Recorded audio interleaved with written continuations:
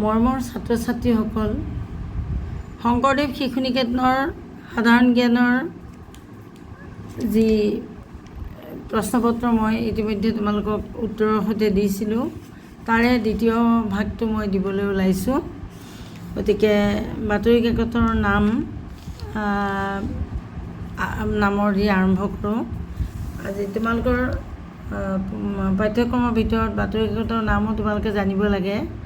অসমত প্ৰচলিত কেইখনমান প্ৰসিদ্ধ বাতৰি কাকত হৈছে দ্য আছাম ট্ৰিবিউন, দৈনিক অসম, অসমবাণী, দৈনিক জনমভূমি, নিয়মীয়া বাৰ্তা, আমাৰ অসম,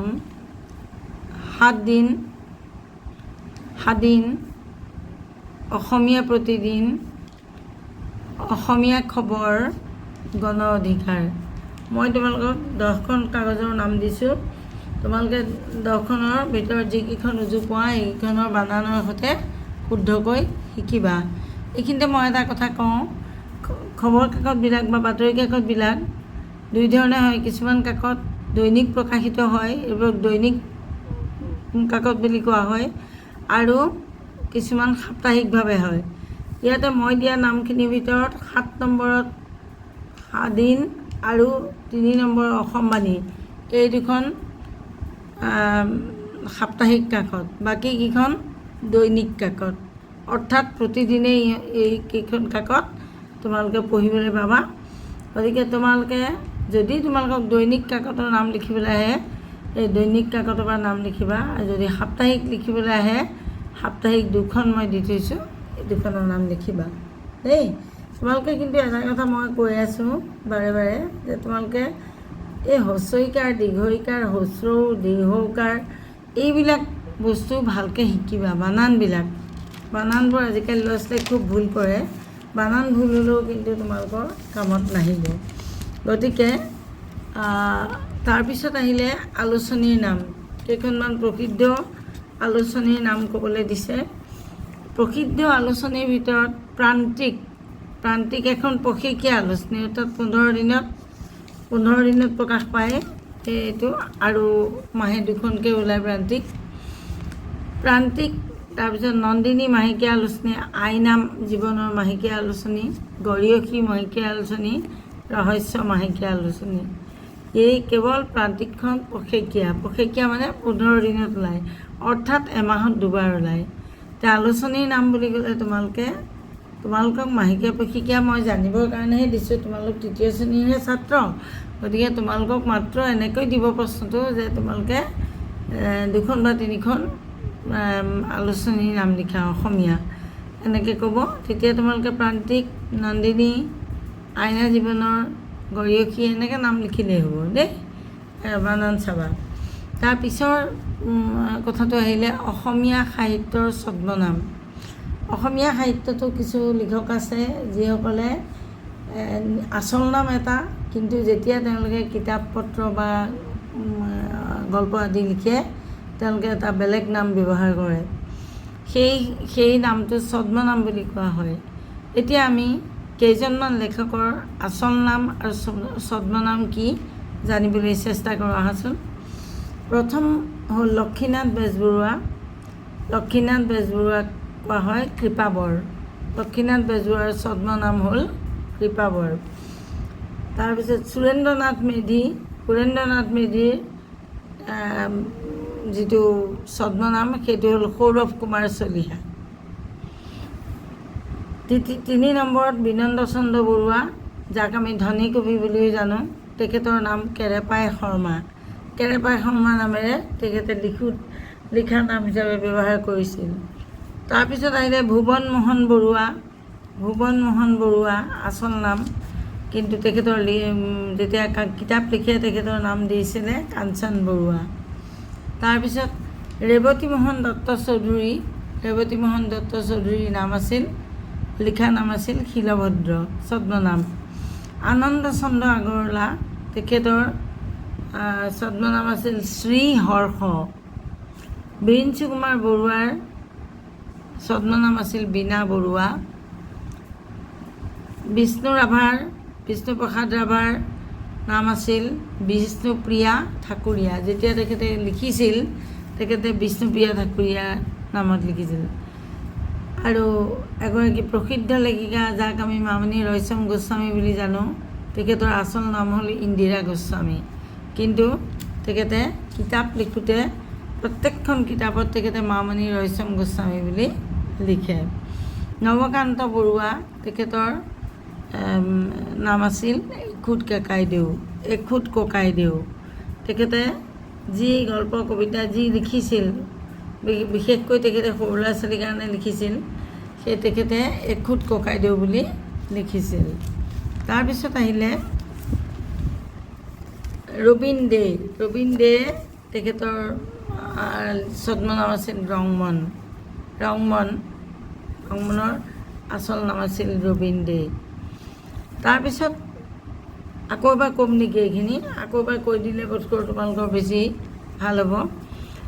অসমীয়া সাহিত্যিকৰ ছদ্মনাম। অসমীয়া সাহিত্যিকসকলে নিজৰ আচল নামটো লুকুৱাই যেতিয়া কিতাপ বা গল্প কবিতা লিখে এটা ছদ্মনামত লিখিছে। এই ছদ্মনাম লক্ষীনাথ বেজবৰুৱাৰ ছদ্মনাম হ'ল কৃপাবৰ। সুৰেন্দ্ৰনাথ মেধি, তেখেতৰ ছদ্মনাম হ'ল সৌৰভ কুমাৰ চলিহা। বিনন্দ চন্দ্ৰ বৰুৱা, যাক আমি ধনী কবি বুলি জানো, তেখেতৰ ছদ্মনাম আছিল কেৰেপাই শৰ্মা। তাৰপিছত ভুৱন মোহন বৰুৱা, তেখেতৰ ছদ্মনাম আছিল কাঞ্চন বৰুৱা। তাৰপিছত ৰেৱতী মোহন দত্ত চৌধুৰী, তেখেতৰ ছদ্মনাম আছিল শিলভদ্ৰ। আনন্দ চন্দ্ৰ আগৰৱালা, তেখেতৰ আছিল ছদ্মনাম শ্ৰীহৰ্ষ। বিৰিঞ্চি কুমাৰ বৰুৱাৰ ছদ্মনাম আছিল বীণা বৰুৱা। বিষ্ণুপ্ৰসাদ ৰাভাৰ ছদ্মনাম আছিল বিষ্ণুপ্ৰিয়া ঠাকুৰীয়া। ইন্দিৰা গোস্বামীৰ ছদ্মনাম আছিল মামণি ৰয়ছম গোস্বামী। নৱকান্ত বৰুৱাৰ ছদ্মনাম আছিল এখুত ককাইদেউ। আৰু এজন ৰংমন বুলি প্ৰসিদ্ধ, তেখেতৰ আচল নাম আছিল ৰবীন ডে। অৰ্থাৎ ৰবীন ডে যেতিয়া কিতাপ পত্ৰ লিখিছিল তেখেতে ৰংমন বুলি লিখিছিল।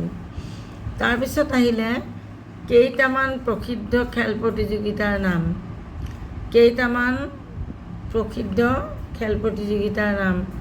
হৈ থাকে খেল প্ৰতিযোগিতা, তোমালোকে নিশ্চয় টিভিত দেউতাহঁতে বা দাদাসকলে চোৱা দেখিছা। IPL দেখিছানে? IPLটো দীঘল কৰি হ'লে ইণ্ডিয়ান প্ৰিমিয়াৰ লীগ। কি আছিল? IPL, এইটো ক্ৰিকেটৰ প্ৰতিযোগিতা, এইটো কয় ইণ্ডিয়ান প্ৰিমিয়াৰ লীগ। পিছৰটো হ'ল Ranji trophy, Duleep trophy, Durand cup, এইবিলাক হ'ল ফুটবলৰ। তাৰপিছত Indian super league, Indian women's league, Bordoloi ট্ৰফিখন খেলখন আমাৰ ইয়াত হয় দেই। স্বাধীনতা দিৱস কাপ ফুটবল প্ৰতিযোগিতা, এইখনো আমাৰ ইয়াত হয়। আৰু আজিকালি খেলো ইণ্ডিয়া বুলি খেলো ইণ্ডিয়াৰ বিভিন্ন প্ৰতিযোগিতাবিলাক হৈ থাকে। গতিকে খেলো ইণ্ডিয়াৰ নামো তোমালোকে লিখিব পাৰা। আকৌ কৈছোঁ, কেইটামান প্ৰসিদ্ধ খেল প্ৰতিযোগিতাৰ নাম। প্ৰথমতে হ'ল Indian premier league, Ranji trophy, Duleep trophy, Durand cup, তাৰপিছত Indian super league, Indian women's league. এইবিলাকৰ উপৰিও আমাৰ অসমত বিখ্যাত কেইখনমান খেল হয়, বৰদলৈ ট্ৰফি আৰু স্বাধীনতা দিৱস কাপ ফুটবল প্ৰতিযোগিতা। আৰু ইয়াৰ উপৰিও গোটেই ভাৰতবৰ্ষতে আজিকালি খেলো ইণ্ডিয়া নামেৰে কিছুমান খেল প্ৰতিযোগিতা হয়। গতিকে এতিয়া শিশু শিক্ষা সমিতিৰ বিষয়ে তোমালোকক মই দুটামান কথা ক'বলৈ ওলাইছোঁ। শিশু শিক্ষা সমিতিনো কি? শিশু শিক্ষা সমিতি হৈছে বিদ্যাভাৰতী বুলি এটা অনুষ্ঠানৰ অন্তৰ্গত এখন সমিতি। এই সমিতিৰ অধীনত তোমালোকৰ যি স্কুল, শংকৰদেৱ শিশু নিকেতনসমূহ প্ৰতিষ্ঠা হৈছে। প্ৰথমতে কৈছোঁ বিদ্যাভাৰতী বুলি এটা অনুষ্ঠান আছে। বিদ্যাভাৰতীৰ অধীনত তোমালোকে পঢ়া শংকৰদেৱ শিশু নিকেতনবিলাক প্ৰতিষ্ঠা হৈছে। আৰু বিদ্যাভাৰতীৰ অধীনৰ শিশু শিক্ষা সমিতি কেতিয়া গঠন হৈছিল? 21 এপ্ৰিল 1979 চন। 21 এপ্ৰিল 1979 চনত প্ৰথমতে শিশু শিক্ষা সমিতি স্থাপন হৈছিল। তাৰপিছত আমি অলৰেডি ইতিমধ্যে ক'লোৱেই যে শিশু শিক্ষা সমিতি কাৰ অধীনত? বিদ্যাভাৰতীৰ অধীনত। ইয়াৰ মুখ্য কাৰ্যালয় ক'ত আছে? গুৱাহাটীৰ ৰাধা গোবিন্দ বৰুৱা পথত ইয়াৰ মুখ্য কাৰ্যালয় আছে। আৰু তাৰপিছত আহিলে অসমৰ প্ৰথম নিকেতনখনৰ নাম। অসমৰ প্ৰথম নিকেতনখনৰ নাম আৰু সেইখন কেতিয়া ক'ত স্থাপন হৈছিল? অসমৰ প্ৰথম নিকেতনখন শংকৰদেৱ শিশু বিদ্যা নিকেতন। সেইখন গুৱাহাটীৰ বিষ্ণুপথত 1979 চনত স্থাপিত হৈছিল। অসমৰ প্ৰথম নিকেতনখনৰ নাম আছিল শংকৰদেৱ শিশু বিদ্যা নিকেতন আৰু সেইখন গুৱাহাটীৰ বিষ্ণুপথত স্থাপিত হৈছিল। অসমত বৰ্তমান কিমান নিকেতন আছে? অসমত বৰ্তমান আজিৰ তাৰিখত কিমান নিকেতন আছে সেইটো মোতকৈ তোমালোকৰ শিক্ষকসকলে বেছি ভালকৈ জানিব। 1922 চনৰ এটা হিচাপ কৰা হৈছিল। সেই হিচাপ অনুসৰি অসমত 124খন নিকেতন আছিল। অথচ 22 চনৰ পৰা আজি 4 বছৰ পাৰ হৈ গ'ল।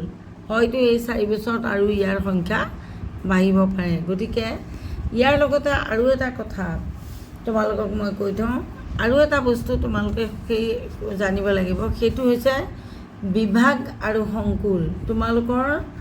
তোমালোকে পঢ়া যিখন বিদ্যালয়, তোমালোকৰ বিদ্যালয়ৰ শিক্ষকজনক সুধিবা, তোমালোকৰ স্কুলৰ শিক্ষকক সুধিবা তোমালোকৰ বিদ্যালয়খন কোনটো বিভাগত পৰে। তাৰমানে শংকৰদেৱ শিশু নিকেতনৰ সংখ্যা যেতিয়া বাঢ়ি অহাৰ লগে লগে কি কৰিলে? প্ৰথমতে কিছুমান সংকুল সৃষ্টি হ'ল। সংকুল মানে ইউনিট, সংকুল প্ৰথমতে সৃষ্টি হ'ল সংকুল দেই। সংকুল কৰি এটা থোক, তাৰমানে ধৰি লোৱা ওচৰ চুবুৰীয়া 10খন স্কুল মিলি এটা সংকুল হ'ল। এতিয়া তোমালোকে পঢ়া স্কুলখন কোনখন সংকুলৰ অধীনত?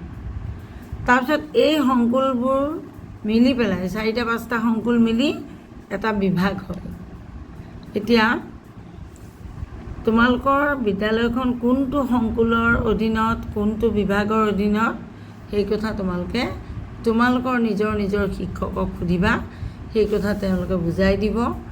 আৰু সংকুল হৈছে অন্য নহয়, ইয়াক এটা গোট বুলি ক'ব পাৰি। সংকুল তাৰমানে স্থানীয়ভাৱে ওচৰে পাজৰে থকা কেইখনমান বিদ্যালয় মিলি নিকেতন মিলি এটা সংকুল হয়। আকৌ কেইবাটাও সংকুল মিলি এটা বিভাগ হয়। গতিকে তুমি নিজে পঢ়া স্কুলখন কোনটো সংকুলৰ অধীনত আৰু কোনটো বিভাগৰ অধীনত, এই কথা তোমালোকৰ শিক্ষকৰ পৰা জানি ল'বা। কাৰণ এইটো সকলোৰে বাবে একে নহ'ব। কোনোবা এজন হয়তো দেৰগাঁৱত পঢ়ে, কোনোবা এজন হয়তো যোৰহাটত পঢ়ে, কোনোবা এজন হয়তো গুৱাহাটীত পঢ়ে, কোনোবা এজন হয়তো ডিব্ৰুগড়ত পঢ়ে। গতিকে তোমালোকৰ প্ৰত্যেকৰে এই সংকুল আৰু বিভাগ তোমালোকে নিজৰ শিক্ষকৰ পৰা জানি লোৱাটো দৰকাৰ। তোমালোকৰ সাধাৰণ জ্ঞানৰ এইখিনিয়ে প্ৰশ্ন। এইখিনি প্ৰশ্ন জানিলেই তোমালোকৰ 3য় শ্ৰেণীৰ ছাত্ৰৰ ছমহীয়া পৰীক্ষাৰ পাঠ্যক্ৰম হৈ যাব। গতিকে তোমালোকে এইখিনি ভালধৰণে শিকিবা, জানিবা। আৰু যি সংকুল আৰু বিভাগ এইটো তোমালোকে শিক্ষকৰ পৰা সুধি জানি ল'বা দেই। আজিলৈ ইমানতে এৰিছোঁ। ভালদৰে পঢ়িবা, পৰীক্ষা বেছি দিন নাই আৰু।